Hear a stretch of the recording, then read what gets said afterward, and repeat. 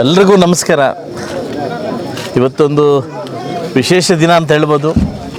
ಏನು ನಮ್ಮ ಅಂಬ್ಲಿಕಲ್ ಪಂಚಾಯಿತಿಯ ನಮ್ಮ ಬಾಳಸಂದ್ರ ಗ್ರಾಮ ಅಂದರೆ ನಾನು ಬಾಳ್ಕೊಟ್ಟಿದ್ದೂರು ಅಂತ ಸುಮಾರು ದಿನಗಳ ಹಿಂದೆ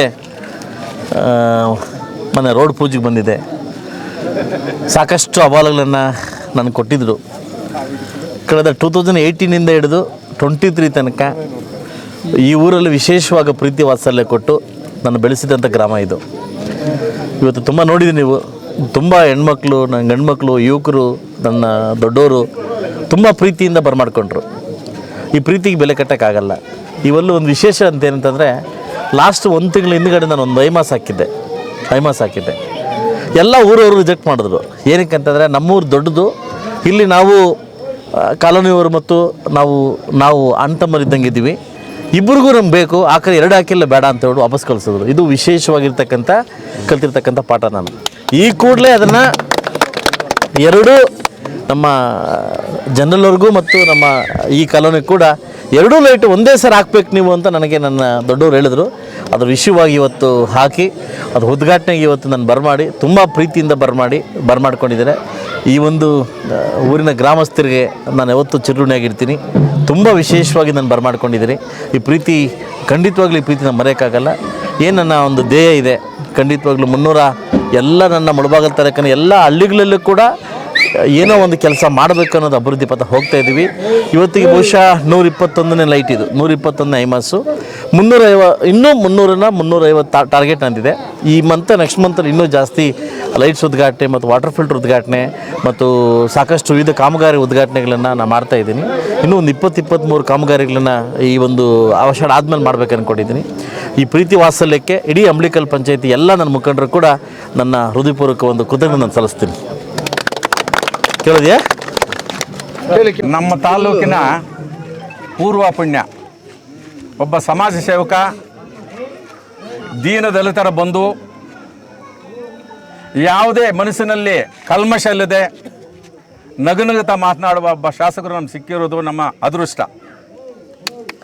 ಈ ಮೂಲಭೂತ ಸೌಕರ್ಯಗಳ ವಿಷಯಕ್ಕೆ ಬಂದಾಗ ಅವರು ಕೈಯಿಂದ ದುಡ್ಡು ಹಾಕಿದ್ದಾರೆ, ಸರ್ಕಾರ ದುಡ್ಡಿಲ್ಲ, ಕೈಯಿಂದ ದುಡ್ಡು ಹಾಕಿ ಮಾಡ್ತಿದ್ದಾರೆ. ಅವರು ಸುಮಾರು 10 ವರ್ಷಗಳಿಂದ ನಮ್ಮ ತಾಲೂಕು ಎಷ್ಟೋ 100 ಕೋಟಿ ಖರ್ಚು ಮಾಡಿದ್ದಾರೆ ಅವರು, ಏನು ಮೂಲಭೂತ ಸೌಕರ್ಯಕ್ಕೋಸ್ಕರ.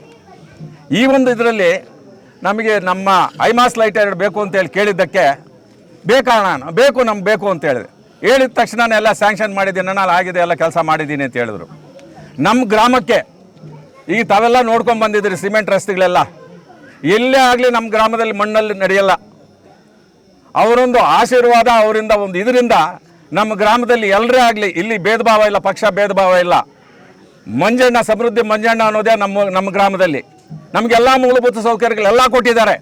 ಇನ್ನೇನು ನಮ್ಗೆ ಬೇಕಾಗಿಲ್ಲ. ನಮ್ಮ ಗ್ರಾಮಕ್ಕೆ ಒಂದೇ ಒಂದು ಆರೋಗ್ಯ ಯೂನಿಟ್ ಬೇಕು ಅಂತ ಕೇಳಿದ್ದೀವಿ. ಸುತ್ತಮುತ್ತಲು ಎಲ್ಲ ಶಾಲೆಗಳಿದೆ, ಮುಳಬಾಗಿಲಿಗೆ ಹೋಗ್ಬೇಕಾದ್ರೆ ದೂರ ಆಗ್ತದೆ, ಆ ಒಂದು ಯೂನಿಟ್ ಬೇಕು ಅಂತ ಕೇಳ್ತಾ ಇದ್ದೀವಿ. ಒಂದು ಸಮುದಾಯ ಭವನ ಕೇಳಿದ್ದೀವಿ, ಅವರೇ ಜಮೀನು ಕೊಡಿಸಿದ್ದಾರೆ, ಹಣ ಕೊಟ್ಟು ಜಮೀನು ಕೊಡಿಸಿದ್ದಾರೆ ನಮ್ಮ ಗ್ರಾಮಕ್ಕೆ.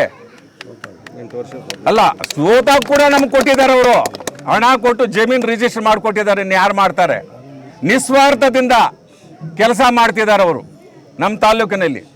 ಸದಾಕಾಲ ಅವ್ರು ಇಲ್ಲಿ ನಮ್ಮ ತಾಲೂಕಲ್ಲಿ ಇರ್ತಾರೆ, ಬೇರೆ ತಾಲೂಕು ಹೋಗಲ್ಲ. ನೀವು ಅಂದ್ಕೊಂಡಂಗೆ ಅವ್ರೇನೋ ಹೇಳ್ತಾ ಇದ್ರು, ನಂದು 29 ಕ್ಲಾಸ್ ಏನೋ ಎಲ್ಲಿ ಹೋಗ್ತೀನಿ ಅಂದ್ರೆ ಅವೆಲ್ಲ ಬಿಟ್ಬಿಡಿ. ಇಲ್ಲಿ ರಿಸರ್ವೇಷನ್ ಕ್ವಶನ್ ಬರಲ್ಲ. ಯಾರು ಜನರಿಗೆ ಸ್ಪಂದಿಸ್ತಾರೋ ಅವರೇ ಮುಂದಿನ ನಾಯಕ ನಮ್ಮ ತಾಲೂಕಿನಲ್ಲಿ. ಯಾರೇನಾದರೂ ಹೇಳ್ಕೊಳ್ಳಿ, ಇದನ್ನು ನಾನು ಘಂಟಾಘೋಷವಾಗಿ ಹೇಳ್ತೀನಿ. ನಾನೀಗ ಗೊತ್ತು ಸಮೃದ್ಧಿ ಮಂಜಣ್ಣ ತಿಮ್ಮರಾಯಪ್ಪ ಏನು ಅಂತ. ಈಗ ಆತನಲ್ಲಿ ಕಲ್ಮಶ ಇಲ್ಲದೆ ಎಲ್ಲರನ್ನ ಅನುಸರಿಸ್ಕೊಂಡು ಹೋಗ್ತಿದ್ದಾರೆ, ಎಲ್ಲರನ್ನ ಸಹಕರಿಸ್ಕೊಂಡು ನಾವು ಸಹಕಾರ ಕೊಡ್ಬೇಕು ತಾನೆ, ಕೊಡ್ತಿದ್ದಾರೆ. ಆ ಒಂದು ವಿಷಯದಲ್ಲಿ ನಮ್ಮ ಮಂಜಣ್ಣ ಬಗ್ಗೆ ಹೇಳ್ತೀನಿ. ಎಲ್ಲಾದರೂ ನಾನು ಹೇಳಬಲ್ಲೆ, ಎಲ್ಲಾದರೂ ಆಗಲಿ ಹೋಗ್ಲಿ, ಯಾರಿಗಾದ್ರೂ ತೊಂದರೆ ಮಾಡಿದಾರಾ? ಇಲ್ಲ. ನನ್ನ ತೊಂದರೆ ಮಾಡಿದ್ರು ಕೂಡ ನಗ್ನಂತ ಮಾತನಾಡ್ತಾರೆ. ಅಂಥ ವ್ಯಕ್ತಿ ಸಿಗಲ್ಲ. ಇನ್ನು ಮುಂದೇನು ಹೇಳ್ತೀನಿ ಮಂಜಣ್ಣನಿಗೆ, ನಿನ್ನ ಸೇವೆ ನಮ್ಮ ತಾಲೂಕು ಬೇಕೇ ಬೇಕು. ನೀವು ಅದನ್ನು ಅನುಸರಿಸಿ, ನೀವು ಬೇರೆದೆಲ್ಲ ಬಿಟ್ಬಿಡಿ.